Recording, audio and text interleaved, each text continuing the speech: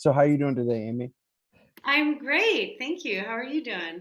I am doing fantastic. I love everything you have back there. I see the Lucifer thing and everything else. Oh yeah. I Yeah, actually wrote this comic, so I'm very excited. And yeah, we have amazing Lucifer fans, so when they give you gifts, they become a big hug behind you on a daily basis. right. And especially there's the M.O.D.O.K. I love that too.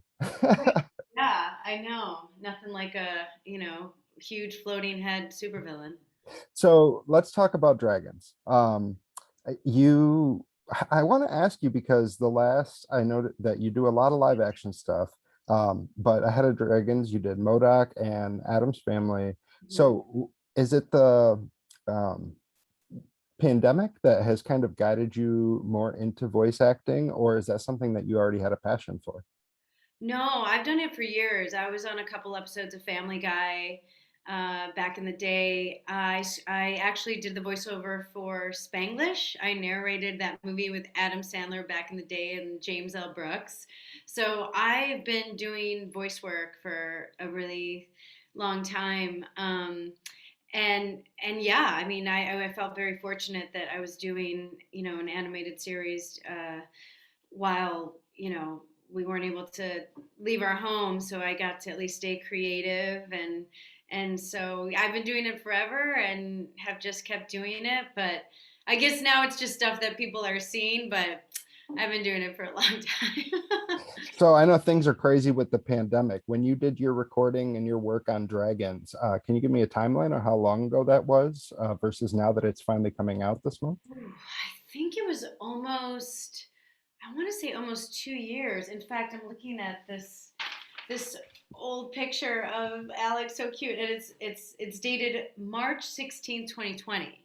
So I think that's when things really started to pick up. So as you know, animation takes a really long time, and people from all over the world have worked on this, which I think is so cool. So it really is a global team effort.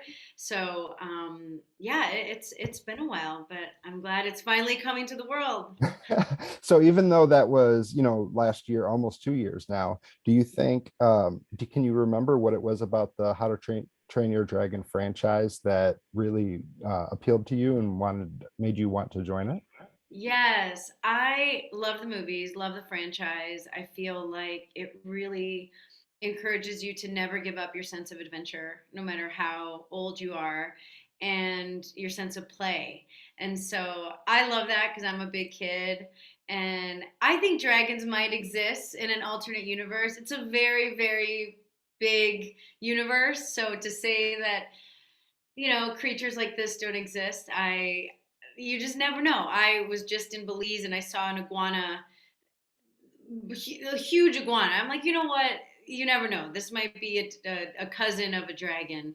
Um, so I don't know. I love that. And as far as this particular project, I'd never seen a Latina Spanish whiz tech nerd before in animation. I didn't have that growing up. I never saw, the smartest girl in the room be this Latina with Coke bottle glasses who was just a genius in technology. So I felt really excited to be able to voice a character that didn't exist when I was a kid.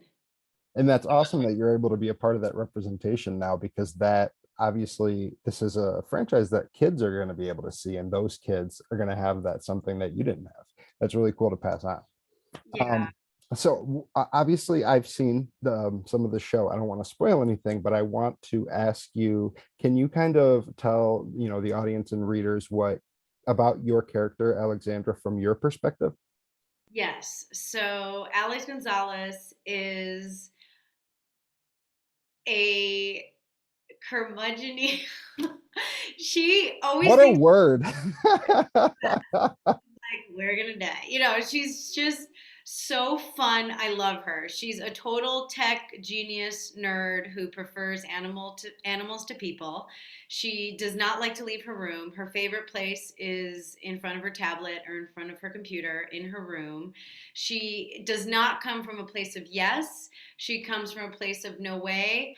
And she tends to see the glass half empty, and she is socially awkward. She doesn't have a lot of friends at the beginning of the series.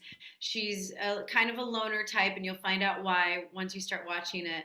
But she's guarded, and you physically see her hold her tablet, in the first couple episodes. She doesn't say much. She's like a little sneaky ninja that can pop up anywhere without being detected, and she is super smart. I mean, computers are her third arm.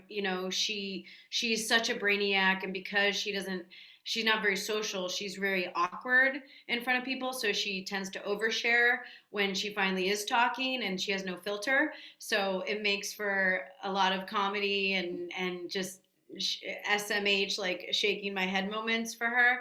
But I love her because she is not an optimist, but she will have your back, which I love. And so I really appreciate someone who, she's a girl of action. She may not tell you. She may say, you're on your own, but she'll show up. So it's really fun to see her come out of her shell, because she goes from this severe introvert who does not like people, to really finding her voice through this, group of characters who end up becoming her family. That is an excellent and such in-depth answer there. I love that. So the character, her, I like how her initials, mirror yours as far as Alex Gonzalez versus Aimee Garcia. I want to know if out of all those facets of her personality, obviously you've dived very deeply into the character. Um, are there any other facets of her personality, maybe that parallel from your childhood or who you are now? Ooh, wow. Well, I think she's very curious, which I've still remained really curious. One thing that I'm different with than Alex, although Alex, has a beautiful arc in the series, but she doesn't believe that dragons and people can coexist. She feels that if humans discovered that dragons really existed, that dragons would be hunted. And so she, again, she's like a curmudgeon old man, at the ripe young age of 15. She just doesn't think it could happen, but then she begrudgingly realizes that not only can different types of people coexist, but different type of species, once these kids discover their dragons. So and the dragons almost become like an extension of themselves. So I think, you know she's hysterical. I love that DreamWorks gave her that ET moment, like in the trailer, where her and Feathers are both screaming. Like, this dragon, I think, is more scared of her than she's of the dragon, which is so fun. But yeah, I think we're similar in that we're both major nerds. I don't know where my glasses are right now, but we wear the same sort of glasses. I can go. Yeah, let me go. Here, I'll show you. Um, I wasn't prepared, to have them right here, but Oh, these are that's okay. You get a pass this time, but don't let it happen again. glasses, and I feel like Alex and I could be twinsies. So in that regard, we're very similar, but I'm definitely much more of an optimist than she is. Yeah, because obviously you said you want to hang out with dragons. You very much believe they exist in some realm, whether it's ours or not. So that's Don't say really I cool. didn't tell you. Don't say I didn't tell you. I think that there are also parallels there between Alex and your character in Lucifer as well, because my mother-in-law loves the show. I didn't even know you were in it. I had known you from Dexter. My mother-in-law loves Lucifer, so she was talking about it. She's like, you gotta, watch it. And she's like asking about, the depth of your character and the way that you question things like Lucifer and the way you question it from your perspective. And that seems a lot like Alex and the way that she looks at dragons. And I think that that's a really cool parallel. I was curious if that's something you thought about while you were doing this role. Well, it's interesting because Ella and Lucifer is very optimistic and very much a believer in what you can't see. And Alex is on the polar opposite end of that, but they're both equally brilliant. Like, they're both the smartest people in the room. They both wear Coke bottle glasses. They're both Latina scientists. They both are a little socially awkward. They both have no filter, which is so beautiful. But yeah, Alex, I think the best characters blossom in front of with you, like as an audience. And I feel like because she's not she's not like hopping on a dragon and ready to, ride into the sunset. She's very hesitant and cautious. So you root for her. You want her to just get on a dragon. You want her to, not be afraid to fly on the dragon. And I think that what's so beautiful about her is that she has this relatable fear. I mean, that's so human to be scared. Now imagine if a ginormous dragon were in front of you, and how would you react? So I feel like it's so, I love her because she goes from, not wanting to leave her room to becoming part of this misfit teen group that has befriended, these dragons. So it's really fun, and her dragon is the coolest. It's feather hide species, so obviously she named it Feathers. And the fun thing about her dragon is that they're similar in that they can both camouflage and become invisible when they want to, but they're dissimilar in that Feathers is like a rambunctious puppy that just wants to like play all the time, and she Feathers has a sonic scream that can knock dragons out of the sky. Pretty cool. And can mimic dragons. So I think it's really cool that here's this girl who barely talks, is super introverted, doesn't want to leave her room, and her dragon has such a loud sonic scream that's essentially a concussion weapon. And so it's so cool to pair them together. And it's like, unlikely duo. So it's really fun, just to see these two on this adventure. Yeah, that's again, I love how in-depth your answers are. You're so intelligent. Before I end up wrapping up, I wanted to point out the comic that you had mentioned that you wrote in the background because we're promoting this on Comic Book Movie. So could you Oh, tell me a little bit about that? sure.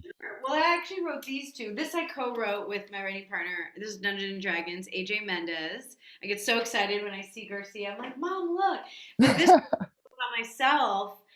It was part of the Gold and Black anthology, and I guess I have a thing for girls with Coke bottle glasses, and it's so cute. She steals Wonder Woman's lasso, and she goes, Wonder Woman, I'm so sorry. I was just scared of not being good enough, scared of feel. And then she goes, I was tired of being invisible. I guess I am like Alex.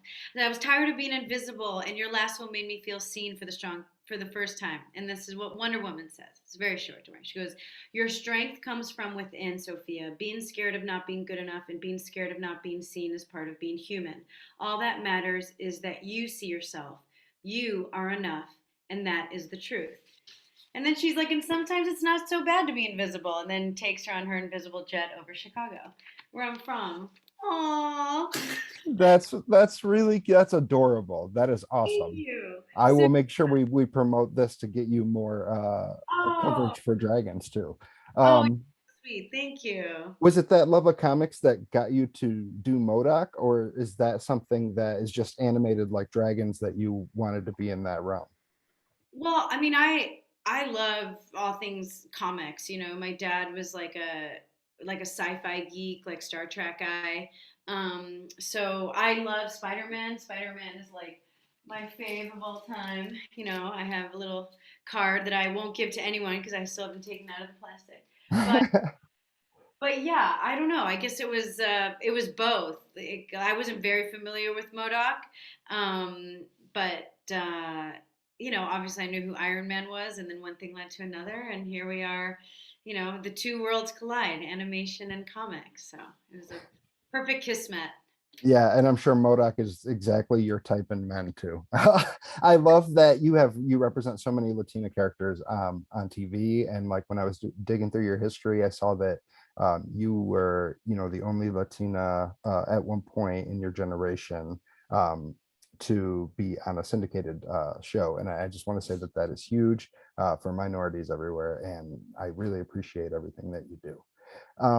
Anything you want to say about dragons before I let you go, though? Sure, that it's something you can watch with everyone, any age, which is so great. And it's a show that will make you laugh. You might tear up. It's like it has a lot of adventure, and I think more than anything, it'll just remind you to never give up on your sense of curiosity. You know what I mean? So, and who doesn't like dragons? So it's just something that I think the whole family could watch. And you know, it's you can watch. It's not like a movie where you'll get different stories every week, which is so fun because kids like new things. So it'll be um, it'll be really fun because who doesn't like dragons? And I think it'll just be one of those shows that reminds you to like, take care of things that are precious, and to never ever ever ever lose your sense of adventure and the possibility that there might be dragons. All right, that ends dragons. One final question for you before I let you go. Angel Batista just showed up in the Dexter New Blood. Is there any chance that we're going to see you in the next couple of episodes, or is that something that you can't talk about? Oh no, I think I can. No, I wish, but I'm so excited they're doing it again. Michael's great, and David's great, and Jennifer's great. So, no, I'm so bummed, but I'm glad they're going to give us more Dexter, which I was very excited about personally as a fan. Okay, well, thank you again so much. I'm going to go ahead and